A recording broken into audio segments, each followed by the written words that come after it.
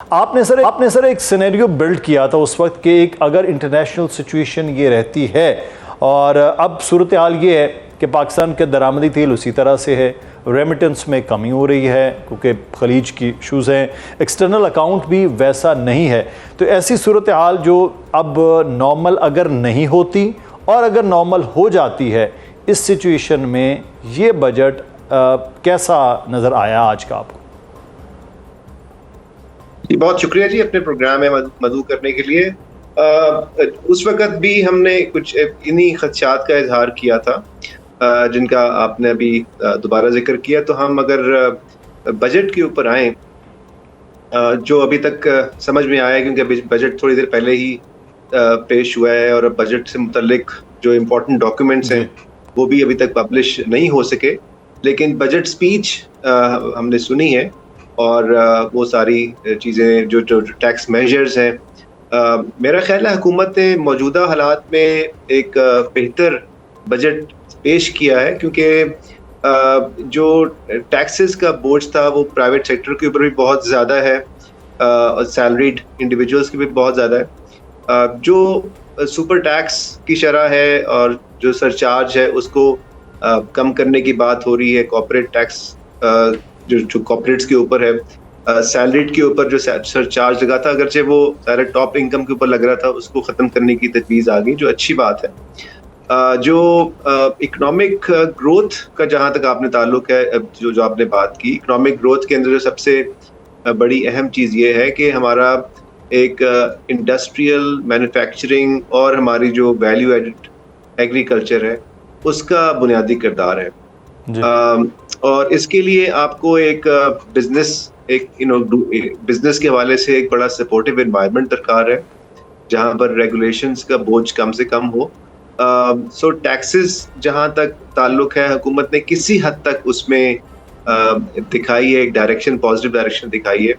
अब ज़रूरत इस अमर की है कि जो ओवरऑल इन्वेस्टमेंट क्लाइमेट है उसको भी इम्प्रूव करने की तरफ तवज्जो दी जाए, क्योंकि बदकिस्मती से हमारा जो इन्वेस्टमेंट का रेशो है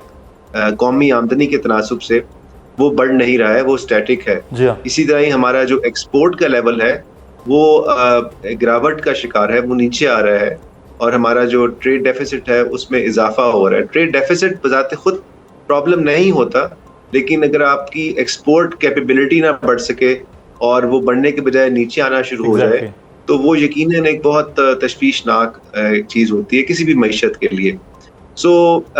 इन हालात में मैं समझता हूँ कि एक मुनासिब टैक्स मेजर्स की तजवीज़ दी गई है आज के स्पीच में, मगर ये कि ओवरऑल हमें इकोनॉमी को आगे लेकर जाने के लिए और एक इंक्लूसिव और सस्टेनेबल इकोनॉमिक ग्रोथ के पैटर्न पर लाने के लिए अभी बहुत सारा इक़दाम करने की ज़रूरत है। अच्छा डॉक्टर साहब, इसमें हम ये देख रहे हैं कि जब से स्पेशली जो गवर्नमेंट है वो तकरीबन ये 5वां बजट एक तरह से बन गया, मुस्लिम नून का पहले इकट्ठे थे बाद में अलग भी, लेकिन इसमें हम देखते हैं कि स्टेबिलिटी इस तरह से तो है कि इस्तेहकाम है लेकिन ग्रोथ नहीं है। अब जब ग्रोथ नहीं होती है तो ऑब्वियसली कि फिर वो चीज़ें उस तरह से साइकिल बन नहीं पाता। अब कुछ बेहतरी आपको लग रही है कि ये जो कुछ माइगर हुए हैं, जो स्पेशली टैक्स के हवाले से है, कुछ इंडस्ट्री के हवाले से कुछ चीज़ें हैं और टैक्स नेट को बढ़ाने की है, ताजरों स्पेशली जो छोटे ताजर हैं उनको टैक्स नेट में लाने का, उसके बाद कोई ऐसा साइकिल कि हम कम से कम ग्रोथ की जानिब जाएं, लेकिन ग्रोथ में भी एक चीज़ जो है कि बूम एंड बस्ट के साइकिल में हम ना फंसें, ऐसी सिचुएशन नज़र आ रही? जी देखें, जो अभी जिस तरह आपने ये ताजरों को टैक्स नेट में लाने की बात की, क्योंकि हमारे इल्म में है कि रिटेल सेक्टर इस वक्त 30% है इकॉनमी का और उसका जो अक्सरियत है वो टैक्स नेट से बाहर है। अगरचे अब टियर 1 के रिटेलर्स के ऊपर POS सिस्टम लागू हो चुका है और वो भी काफ़ी टैक्स पे कर रहे हैं,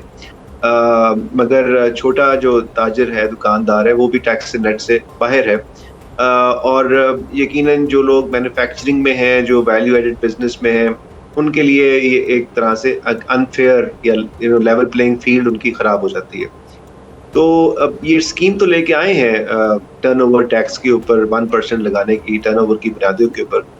लेकिन इसमें मसला ये है कि जो हमारा जो जिन्होंने कंप्लायंस पर पहले से तवज्जो दी थी और जो पहले से नॉर्मल टैक्स रिजीम में आ चुके थे, उनके ऊपर तो बहुत ज़्यादा टैक्स का बर्डन है। मिसाल के तौर पर अगर किसी का टर्नओवर 20 करोड़ पे है और वो पहले से नॉर्मल टैक्स रिजीम में है, तो उसका कोई 1 करोड़ 20 लाख रुपए टैक्स बन जाएगा उसकी आमदनी के हिसाब से। लेकिन इस स्कीम के तहत अगर कोई आता है, लोग आएंगे यकीनन, तो वो 20 लाख रुपए टैक्स बनेगा। तो बहुत बड़ा फर्क है और ये यकीनन एक मैसेज भी जाएगा कि जी अच्छा, ये सिस्टम तो बेहतर है। तो ये एक हम उसके अंदर डिस्टॉर्शन पैदा करेंगे। जो बूम और बस्ट का जहाँ तक मसला है, उसमें हमें एक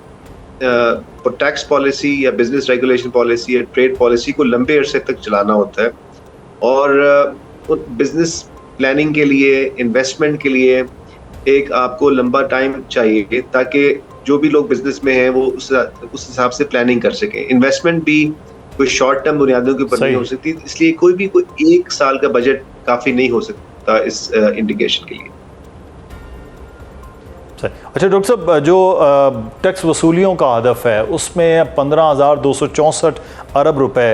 रखा गया हदफ, हकीकत पसंदाना है आपकी नज़र में ये?